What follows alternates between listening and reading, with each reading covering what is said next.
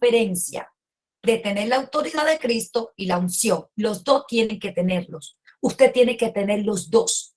Por ejemplo, Cristo cuando estaba con los discípulos, escuche esto, mis amados, es la Biblia que lo dice, no yo, los mandó de dos en dos en la autoridad de él a echar fuera demonios. Pero ellos no habían sido bautizados en lenguas de fuego por el Espíritu Santo de Dios. ¿Usted ha leído eso en la Biblia? Ahora me van a buscar el versículo bíblico y me lo van a poner ahí en el chat y usted lo va a poder ver.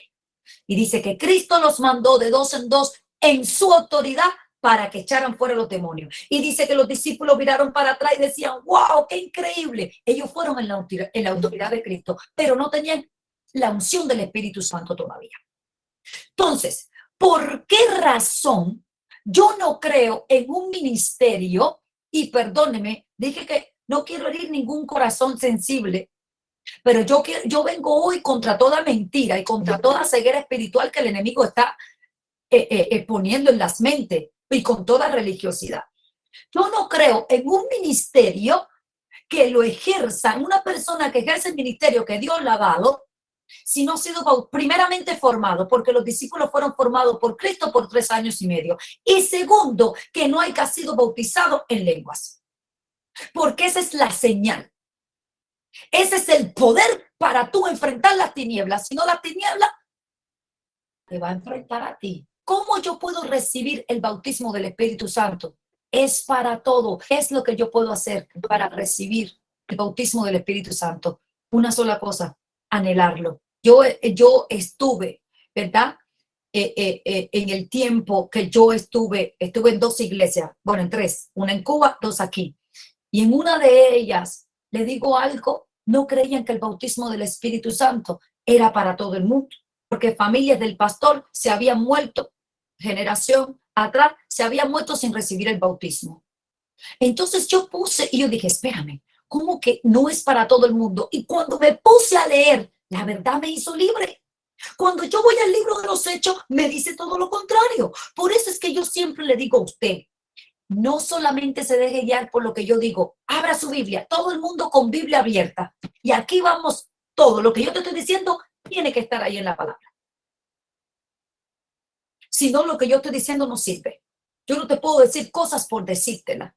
Y cuando yo empecé a buscar, vi que era un regalo. Después de la salvación, el bautismo en lenguas es el segundo regalo más importante que el Espíritu Santo te puede dar. Más importante que una sanidad, más importante que resucite un muerto. ¿Sabe por qué? Más importante que cualquier libertad a tu familia. ¿Sabe por qué? Porque con el bautismo en lengua tú puedes hacer todo eso. Ahí es donde está el poder. Y la gente se enfocan tanto en el milagro y Satanás los desvía de esa manera. Uy, sí, busca esta sanidad. Uy, sí, busca esta liberación para tu familia. ¿Y sabe qué?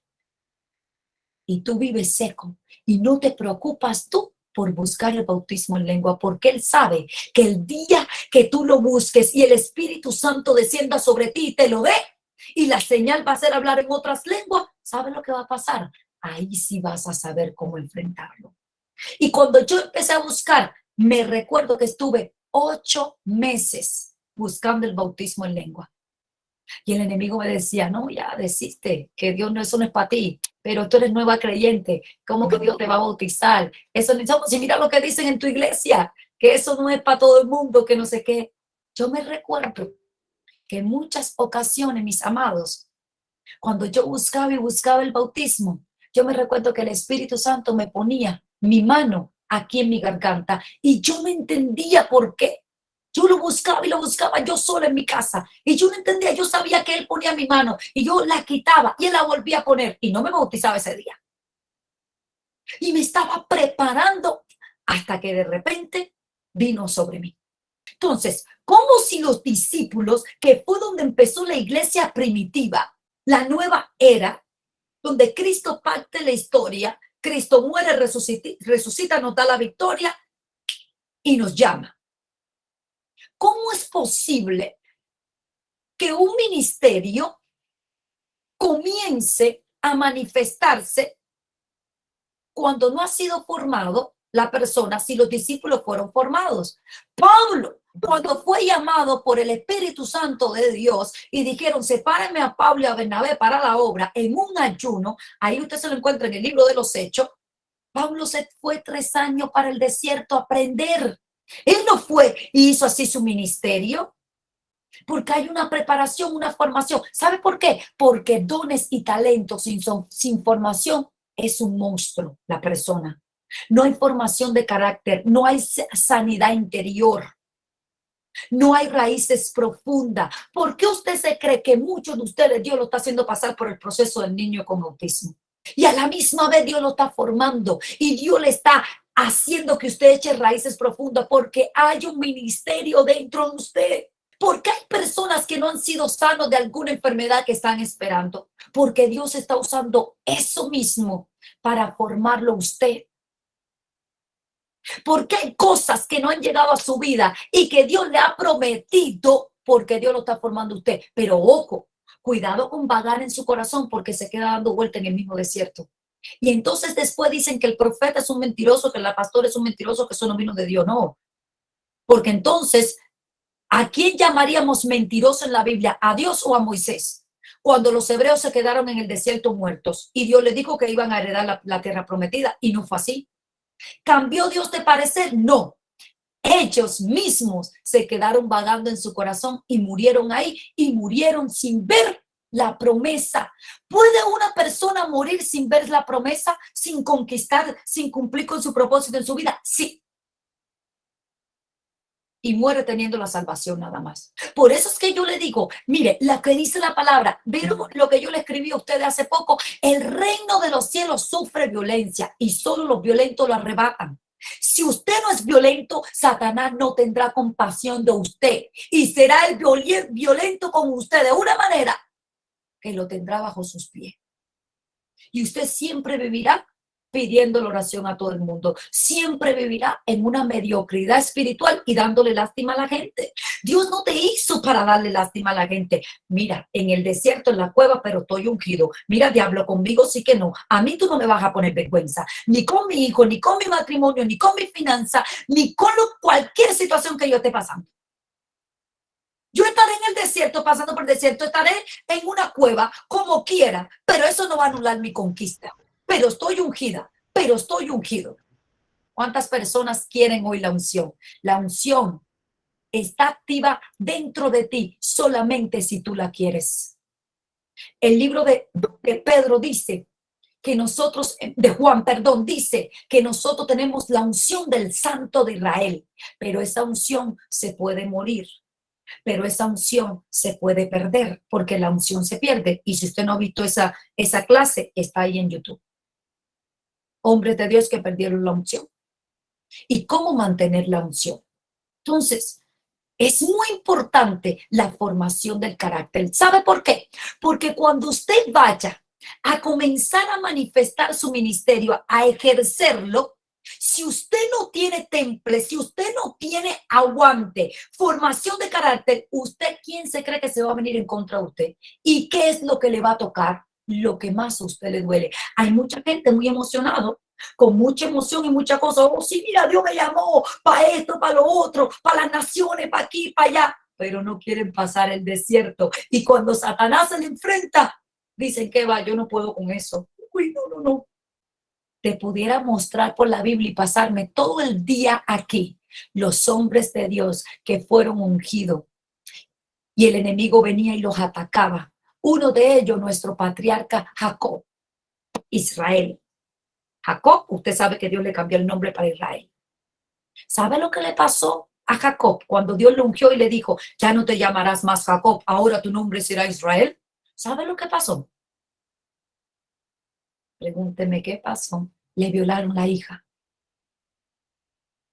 Ahí está, Génesis 35, Génesis 36, usted lo puede leer. Le violaron la única hija hembra, Dina.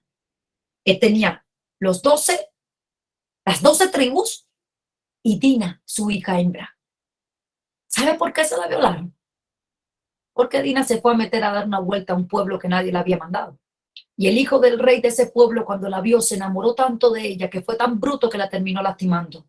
Y después, cuando se quiso, cuando vinieron, ahí es donde usted ve Génesis 34, es donde violan a Dina. Y en Génesis 35 es cuando Dios se le vuelve a aparecer y confirma el pacto con Jacob.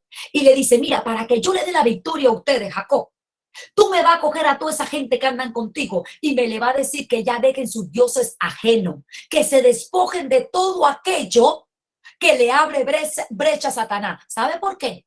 Porque Jacob había hecho pacto con el papá de este hombre que violó a Dina y le dijo, ¿sabes qué? Vamos a casar a los muchachos, que todo termine así. ¿Y sabe lo que hicieron los hermanos de Dina? Dijo, no,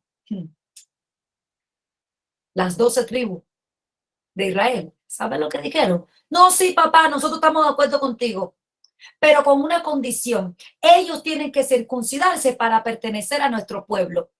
Y el hombre estaba tan enamorado de la hija de Jacob que dijo, sí, sí, nosotros hacemos lo que tú quieras. ¿Y sabe qué fue lo que pasó? Era una trampa de los hijos de Jacob para vengar la violación que le habían hecho, la deshonra que le habían hecho a su hermana. Y cuando lo circuncidaron, ¿qué cosa era circuncidar? Así era como tú pertenecías al pueblo de Dios. Cortar el prepucio. Usted sabe, ¿verdad?, lo que es eso de los hombres. Eso era el nuevo pacto que Dios hizo con Abraham. Al 8º día nacido de cada varón, le cortaban el prepucio del niño. Entonces, ahora, ¿cómo es que nosotros pertenecemos a Dios? A través de la sangre de Cristo. Pero en ese tiempo, ese era el pacto.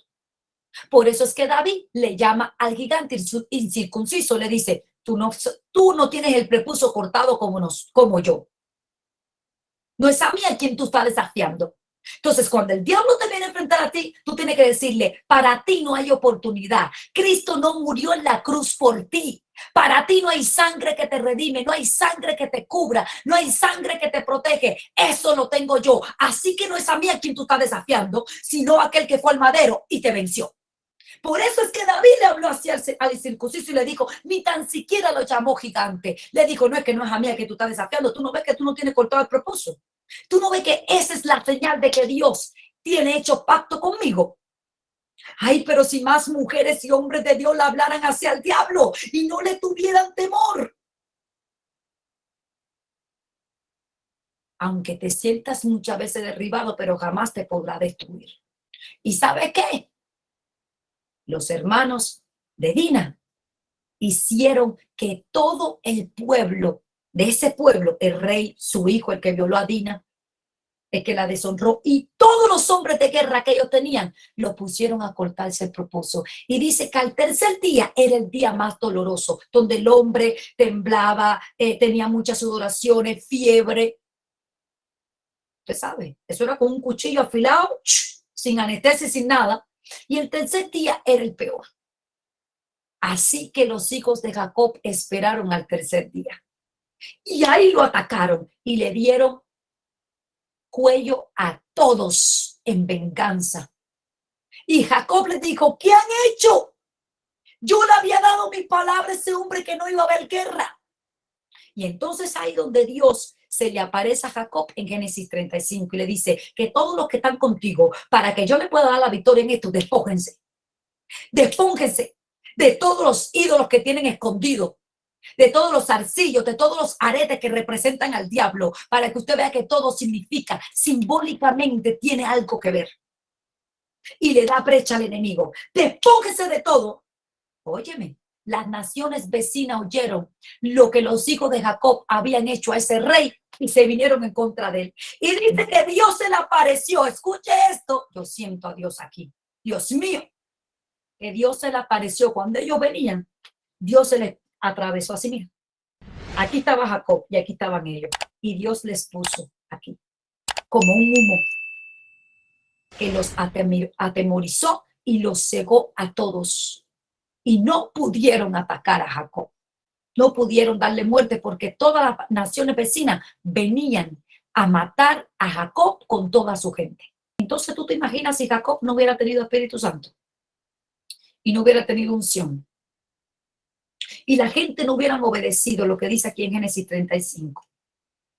Quitad, Génesis 35, 2. Entonces Jacob dijo a su familia y a todos los que con él estaban: quitad los dioses ajenos que hay entre vosotros, y limpió y mudad vuestros vestidos, y levantémonos y subamos a Betel, y haré allí un altar al Dios que me ha respondido el día de mi angustia y ha estado conmigo en el camino que yo he andado. Dios te da la victoria a ti cuando tú te decides ponerte serio con Dios y cerrar toda brecha. Cuando tú decides comprometerte con el llamado que Dios te ha hecho. Cuando tú decides dejar todo ídolo, todo Dios ajeno, porque ídolo no simboliza en este tiempo específicamente adorar una imagen. Eso es parte de. Hay ídolos espirituales en nuestro corazón, como nuestro cónyuge, nuestros hijos, nuestro trabajo, el dinero, vanidad, orgullo, tantas cosas, carácter. Son ídolos que tú tienes que quebrantar para tú poder ver la victoria de Cristo Jesús. Porque hay tantos cristianos, hijos y hijas de Dios, que han sido redimidos, circuncidados con la sangre de Cristo, y parece que siempre están en derrota. Dan vergüenza en el evangelio. ¿Por qué? Por esta cuestión. Porque tienen ídolos y dioses ajenos que solamente saben Dios y el diablo. Porque la gente, una persona que no sea espiritual, no te va a poder ver esos dioses ajenos dentro de ti. Simple, si no es que Dios se los revela. Pero la persona viene a victimizarse. No, pastora, es que yo, yo. No, no puedes engañar al Espíritu Santo. No, es que yo no tengo nada, es que yo no, es que no puedes engañar al Espíritu Santo. Tú tienes que reconocer con lo que tú bregas. Si no reconoces la condición de aquello que te controla, entonces Dios no podrá sanarte, Dios no podrá hacerte libre. Y Satanás, usted sabe lo que son las brechas abiertas, las grietas que hay en una casa, pueden provocar una filtración. Así también es en lo espiritual. Hay muchos cristianos con grietas espirituales que dicen: nadie lo sabe Dios y lo sabe Satanás. Y por eso es que tiene un lado por donde cogerte. Y por eso es que muchas veces en áreas de tu vida tú no puedes ver la victoria del Señor. Y entonces te victimizas delante del pastor, del líder y de otras personas. Y andan volando por todas las redes sociales. Ni el hombre más ungido de Dios te va a poder libertar. Porque el reino de Dios se rige por un orden. Y hay leyes irrefutables de Dios, como mismo las hay terrenales, que Dios no va a cambiar. Perdona al que te ofendió y yo te perdono a ti. No lo va a cambiar. Ni aunque venga el hombre más ungido y se te pare delante de ti. Ni aunque venga nadie, ni Pablo. Nadie te podrá librar a ti, ni te podrá libertar, ni sanar, por más unción que tenga, si usted tiene falta de perdón en su corazón. Si usted tiene lepra espiritual. O sea, que le gusta estar en el... Nadie te va a poder liberar de eso, porque esas son leyes irrefutables de Dios. Honra a tu madre y a tu padre para que tus días se alarguen y vivas. Dios no te dice: mira, si tu mamá fue buena, si tu papá fue bueno, si no te abandonaron, si fueron buenos padres, hónralo. Dios dice: no importa lo que sea, hónralo para que tus días se alarguen. Son leyes irrefutables de Dios, mandamientos